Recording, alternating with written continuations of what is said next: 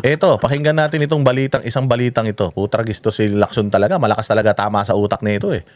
O, si Ping Lacson daw, may gusto na naman imbestigahan yung commission on appointment sa pag-appoint kay Bunuan.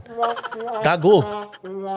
Tanga ka talaga. Ano na naman ang gusto mong imbestigahan? Eto na nga, nandito na yung 18 Marines. O 16 na lang dahil yung dalawa hindi yata nagpapakita na. Pero may 16 na Marines na naglalabas ng kanilang mga statements, saloobin, patungkol sa mga nakatanggap ng maleta, nakatanggap ng pera, sobre-sobre, tawag dyan, paper bag na pera, multimillion na mga pera. Bakit hindi yun ang imbestigahan mo? Meron ka na naman bagong gustong imbestigahan, hayop ka. Meron ka na naman bagong pangtapal sa katarantaduhan nyo dyan sa Senate Blue Ribbon Committee. Ito naman Commission on Appointment, padrino system daw sa Commission on Appointment. Pakinggan natin to, maiinis kayo. Scandal. Iniimbestigahan din ni Senate Blue Ribbon Committee Chairman Panfilo Lacson ang iba pang infrastructure projects ng gobyerno. Nadiskubre kasi na may mga hiningi o manong proyekto ang isang miyembro ng Commission on Appointments. Nalaman daw niya na may hininging proyekto para sa Commission on Appointment na taga-Congress, o CA. Kasi itong si Bunuan, mga bossing, ano yan, natatayo siya sa harap ng Commission on Appointment at sasagutin niya lahat ng mga katanungan para ma-confirm siya bilang isang DPWH Secretary. Tangina nyo, niloloko nyo pa kami. Malamang yan, yung congressman na sinasabi mo na yan, malamang yan, Duterte-aligned congressman na naman yan. Ito lang yan Itong si Bunuan, ang naglagay dyan, si Bongbong. Si Bongbong Marcos ang naglagay dyan. Appointee ni Bongbong yan. Si Bongbong Marcos ang appointing authority. Kino-confirm lang yan ng Commission on Appointment. Sa tingin mo, kung nilagay yan ni Bongbong Marcos dyan sa posisyon na yan, tingin mo ang Committee on Appointments, kailangan pa nilang humingi ng proyekto kay Bunuan para lang ma-confirm si Bunuan? Tanga! Yang mga appointment na yan, yung mga inilagay ni Bongbong dyan sa mga posisyon na yan, yan yung mga gagawa ng pagnanakaw para sa kanila.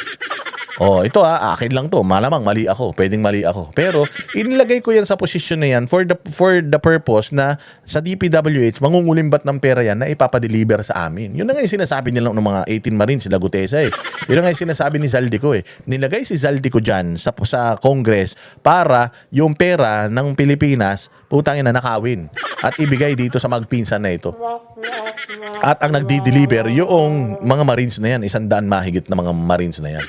Ngayon, eto si Bunuan, inilagay yan precisely dyan sa posisyon na yan ni Bongbong para imanipula yung sindikato dyan yung sindikato dyan sa DPWH. Sabi ko nga sa inyo, yang si Alcantara, si Bernardo, yaan yung mga putang inang may-ari ng iskandalo na ito.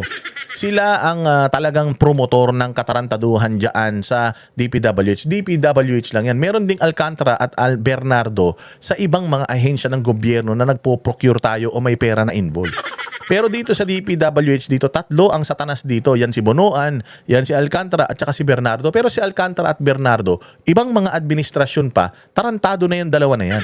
Napapalitan yung mga DPWH secretary. Yung DPWH secretary, ino-offer na nitong dalawang ulul na to, yung yung pagnanakaw nila diyan, aaprubahan na lang nitong DPWH secretary na under my administration. Sige, pwede yan. Pero halimbawa ako, administration ni Duterte, naglagay siya, halimbawa si Mark Villar nilagay niya. And then si Mark Villar hindi corrupt. Yung scheme na ginagawa ni Alcantara at saka ni Bernardo na Ghost Project, alam nila na hindi uubra at hindi nila mababayaran o hindi nila magiging kasapakat si Mark Villar noong panahon. Hindi ko sinasabing totoo to, pero example lang to. Ang gagawin nila, mamananahimik muna sila. Sige, pakonti-konting kurakot lang tayo. Overprice lang tayo ng mga proyekto. Kasi may mga proyekto na gawa nung panahon ni Pangulong Duterte, pero ngayon talaga wala ghost eh. So ngayon, nung nilagay si Bunuan dyan, itong dalawang ulul na ito, Alcantara at saka Bernardo, pwede na natin tong kasi magnanakaw yung nag-appoint dito eh. So kausapin natin, sir. Meron activate ba namin yung Ghost Project natin?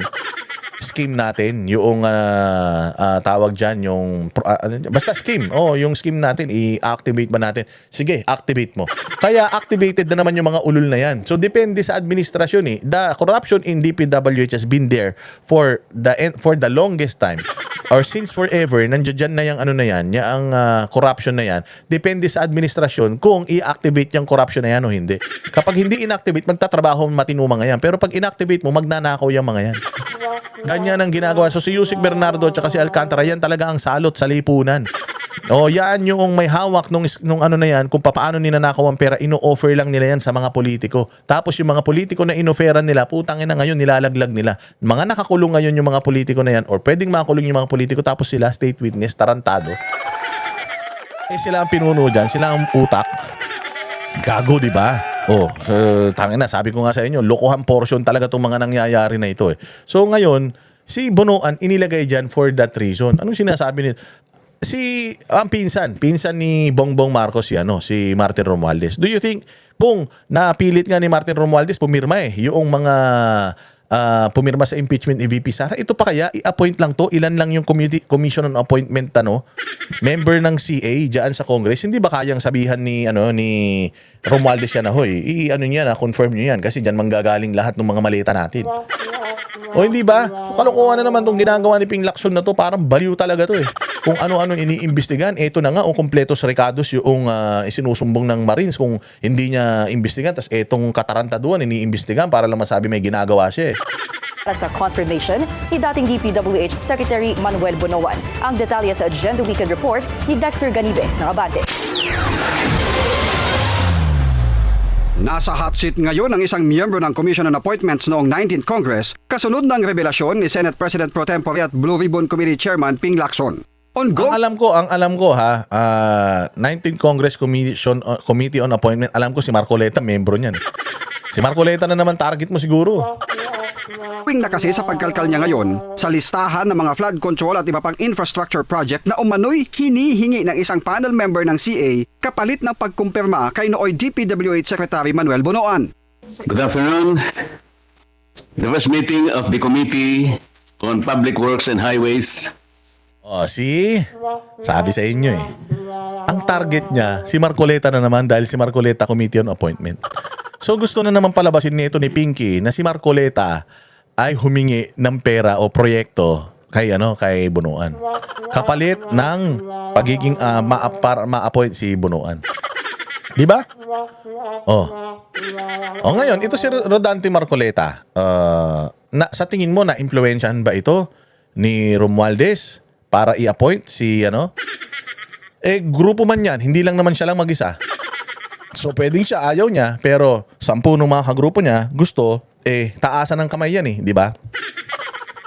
Let's divide the house. Who's in favor, who's not in favor. Di ba ganun lang yan O kung halimbawa, mag-isa lang siya, 10 yung kasama niya, o di 10 is to 1. So talagang yun yung sinasabi natin dito.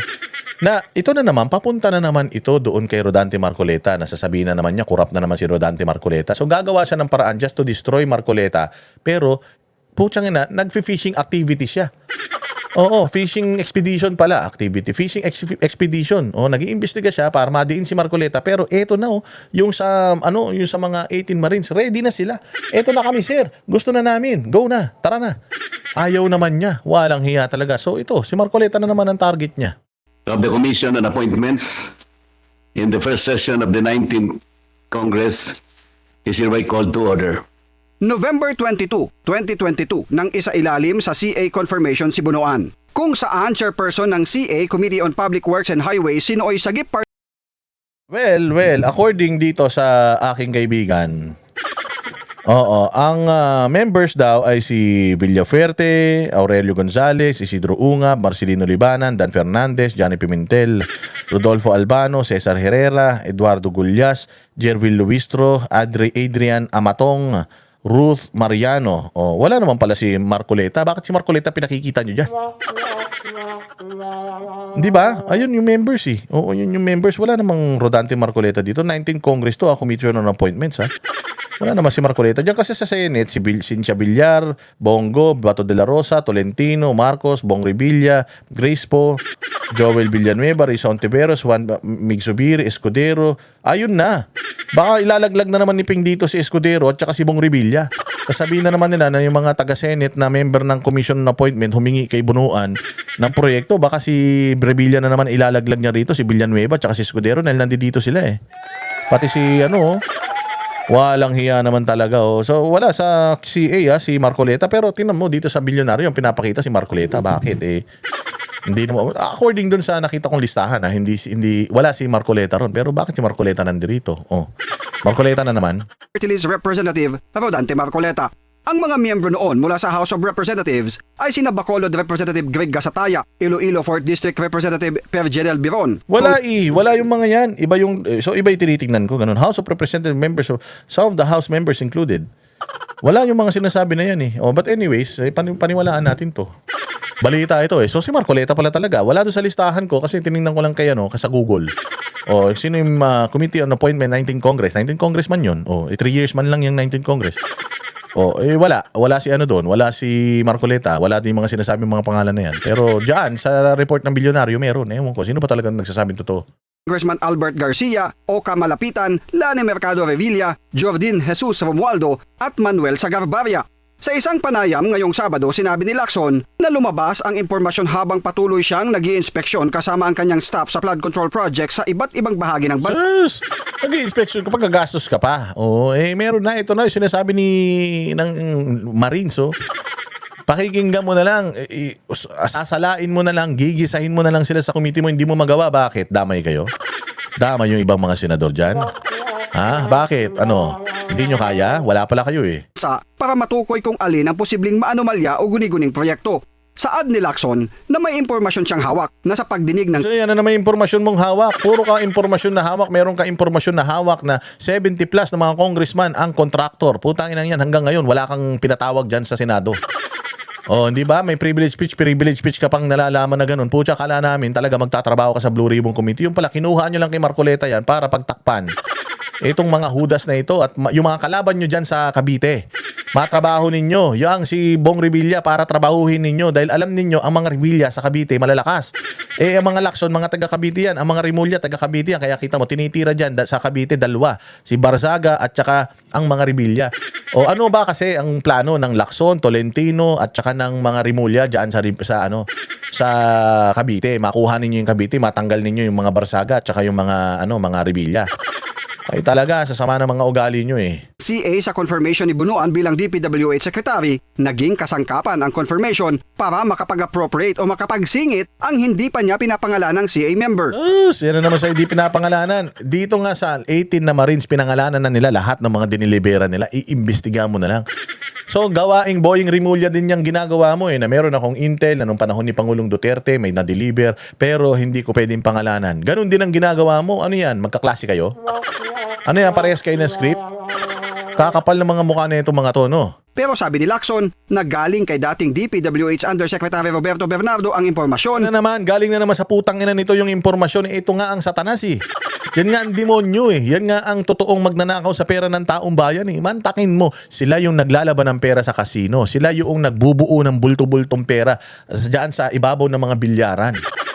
Sila yan. Sila kumukolekta ng mga pera. Tapos ngayon, putsang ina, pinakikinggan natin yung mga kriminal. Yung mga magnanakaw, sila pa ngayon yung nagsusumbong ng mga tao, samantalang sila talaga yung mga pinuno ng pagnanakaw na yan. Ako ba, halimbawa ako, senador, sasabihan ko ba sa'yo kung paano ka magnanakaw, ganito gawin mo? Hindi yun. Ito, matagal na siyang nasa DPWH. Alam na nila kung paano gumagana, nahanapan na nila ng lahat ng butas ang sistema at proseso dyan. So, meron sila ngayon scheme. Meron silang scheme o meron silang tawag dito, plano in order. Yung plano in order na yon, i-aalok nila yon.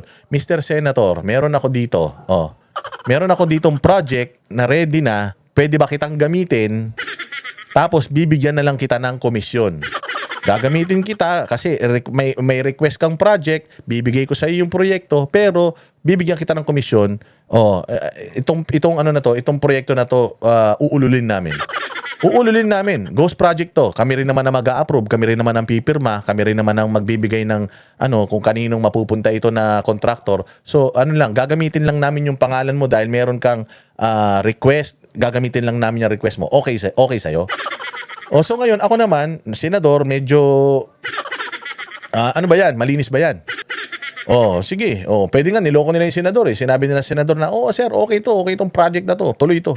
Sa'yo ko ibibigay. Tuloy yan. Hindi naman alam kung ako senador. Di ko alam na hindi na ghost project yan. Basta ang alam ko, meron akong request at serbisyo yung ibibigay ko sa mga constituents ko.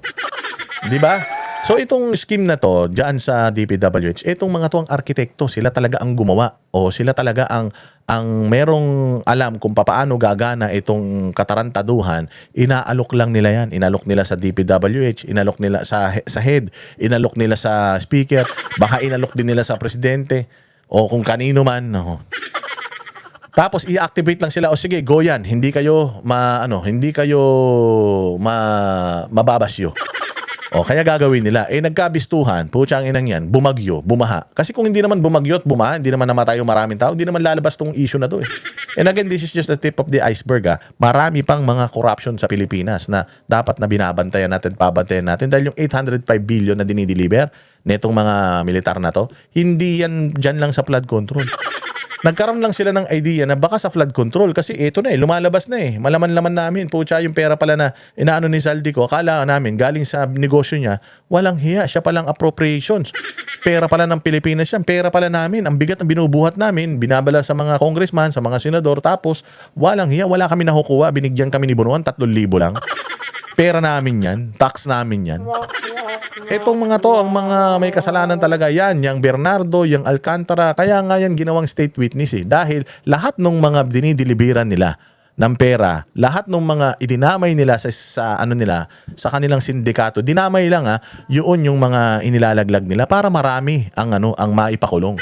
Marami ang makasuhan, kunyari marami ang nakulong. Pero sa totoo lang, enough na makulong na lang ito tsaka yung Alcantara tsaka yung mga kasapakat nila dyan sa sa matataas na posisyon, yan lang ang mga most guilty. Yung mga dinadamay nila ngayon, wala yan. Barya lang yan. Barya lang. Dinamay lang nila yan dahil ginamit nila yung mga allocations ng mga senador, congressman na yan para sa kanilang, para lang meron silang pambangga doon sa kanilang sindikato, mga ginagawa ng sindikato nila. May pambangga lang sila, request ni ganito, request ni ganyan. Oo, pero sa totoo lang, mga nadamay lang yung mga yun. Walang kinalaman yung mga yun. Itong may mga kinalaman dito. Kung sino yung unang makukulong, yun yung walang kinalaman. Yung mga nasa laya, yan yung may kinalaman.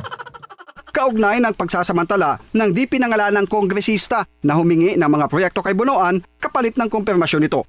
Noon ding November 22, 2022, inaprubahan ng Commission on Appointments ang confirmation ni Bonoan. There is a motion to recommend to the plenary for the Commission to confirm the ad interim appointment of Secretary Manuel M. Bonoan. Secretary. Diba? Si Marcoleta na naman target niya. Dahil binibisto siya ni Marcoleta na pinagtatakpan niya yung administrasyon. Si Marcoleta na naman target niya. Kami ang boses ng masa, hindi natatakot. Katotohanan lang, di kami nalulunod. Walang bahid ng sismis, lahat ay totoo. Kahit sino ka pa, pag mali ka babanatan ka. Walang pinipili kulay, wala kaming kinikilingan. Basta para sa bayan, kami lalaban. Pag tama palakpakan, pag mali banatan. Di matitinag, di matatakot, para sa bayan tuloy ang sigaw. Sa harap ng kamera, walang halong takot. Mga baluktot, lahat kayo'y tutumba. Ang hustisya at totoo, yun lang ang mahalaga. Kahit sinong harang, di kami matitinag. Walang pinipiling kulay, wala kaming kinikilingan. Basta para sa bayan, kami lalaban. Pag tama palakpakan, pag mali banatan. Di matitinag, di matatakot, para sa bayan.